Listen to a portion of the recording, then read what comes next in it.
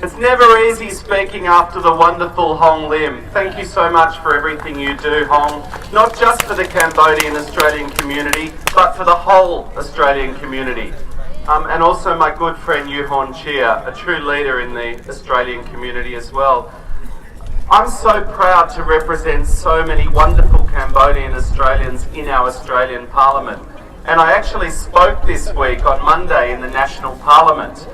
We were listed to speak, to say general things about the political situation, but only that morning I then got the shocking news that the opposition leader had been arrested. And the charge of treason, I think it was, for trying to bring down the government. And I said to the Parliament, that's the job of the opposition leader in a democracy. That is his job. And Bill Shorten is trying to bring down the government, but we do it in the Parliament and we speak up and we accept the vote of the people. And that is what you're asking for, that is what we are asking for in Cambodia. It's not too much to ask. And I've been reading the signs here as Hong's been talking, and I think the signs say it all. I've seen some talking about the Paris Peace Accords. There's a few people with that. We're just about at the 26th anniversary of the Paris Peace Accords, which the great Labor Foreign Minister Gareth Evans negotiated to end the war. And it is so sad that 25, 26 years on, things are not turning out as we had all hoped in Cambodia. Unfortunately, the opposition leader is not the first. He is now the 19th, 20th of very high-profile political prisoners in Cambodia, and that is too many. One is too many. And it comes amidst growing reports of suppression of dissent, suppression of the media, breaches of human rights, breaches of the law. And I see also some signs talking about the wonderful Dr. Kem Lay. I actually had a cup of tea in Noble Park with Kem just a few hours before he went to the airport earlier last year in the year, and was unfortunately murdered just a few days after he returned. And it's appropriate that we remember him and do not forget his memory and do not forget the work which he did. The signs, unfortunately, as we'd hoped for next year, are not turning out. They're not auguring well for the national elections to come. All we want is to see a democracy where the Prime Minister doesn't say there will be blood in the streets if the opposition win, where the Defence Minister doesn't say protesters will be beaten until their teeth fall out. This is not too much to ask. One thing I would note, that this time, on this occasion, pleasingly we've seen not just Australia speak out.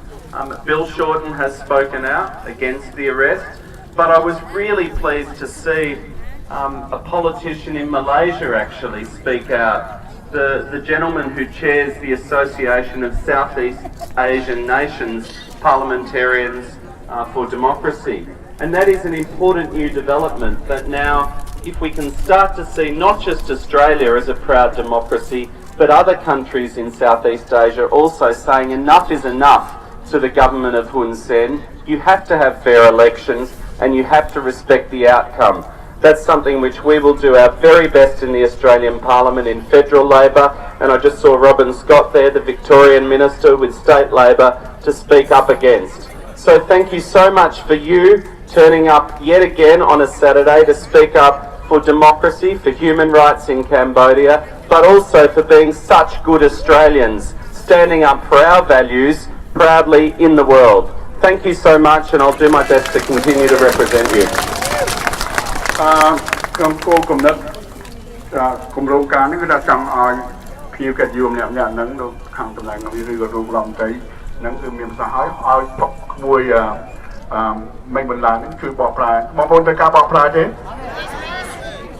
អត់ទេអូខេពីព្រោះមានអ្នកដែលត្រូវបញ្ញត្តិលោករដ្ឋមន្ត្រីទៅជួយមកដល់លោករដ្ឋមន្ត្រីមាន Minister andហើយលោកសំខាន់បំផុតនេះគឺលោកប្រធានសមាជិកប្រធានព្រឹទ្ធសភានៅរដ្ឋវិទូរីយ៉ាហ្នឹងគឺលោក Bruce Atkinson ដែលនៅខាងកំណានគឺខាងគណៈបកមួយទៀតទេណាមិនមែនគណៈបកនេះខ្ញុំទេគឺគណៈបកតែកំណាននៅ នៅកងបដាហ្នឹងគឺគេគាត់ក៏បានជួយមកដែរគាត់មានការចូលចិត្តទុកដាក់ពីរឿងសិទ្ធិមនុស្សពីរឿងខេត្តការពួកគាត់ជួបលោកកែមលីគាត់ជួបដៃអាដាមកិច្ចខានិងជួបអាដាមសំរងស៊ីចាន់ដងណាគាត់មកឲ្យវិញ្ញាណសិក្សាការគេScott Bruce has been here first minister I let the honourable Bruce Atkinson លោកប្រធានសមាជិកប្រសិទ្ធភាពនៅរដ្ឋវិទ្យា the honourable Bruce Atkinson សូមចាត់ឲ្យទទួលស្វាគមន៍គាត់បាទ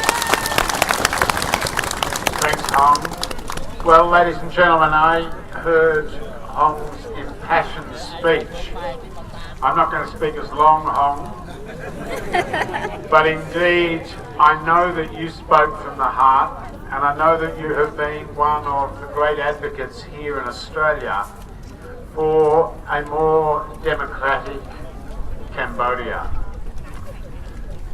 We appreciate here in this country democracy, and whilst Julian Hill, who I acknowledge, and I know Robert Scott as the Minister also shares my view, that this is not a Labor Party issue here in Victoria or Australia. This is an issue for all Australians, no matter their political colours. Because we all value democracy. We have all benefited from democracy. We have all benefited from, as Julian spoke about, the bloodless transfers of government after an election. We have all benefited from the fact that candidates have free speech, that they are able to campaign on their ideas and their policies without the threat of being jailed because they're getting too close to winning. We here value a press that is able to report those ideas and policies without the threat of being closed down or silenced in some other way. As Julian said, and I'm sure Hong in his remarks commented on the procession of people from the opposition parties who have paid the ultimate price or certainly have been jailed or punished simply for expressing views and ideas and policies that they see that might be to the betterment of the Cambodian people and for the sovereignty of Cambodia.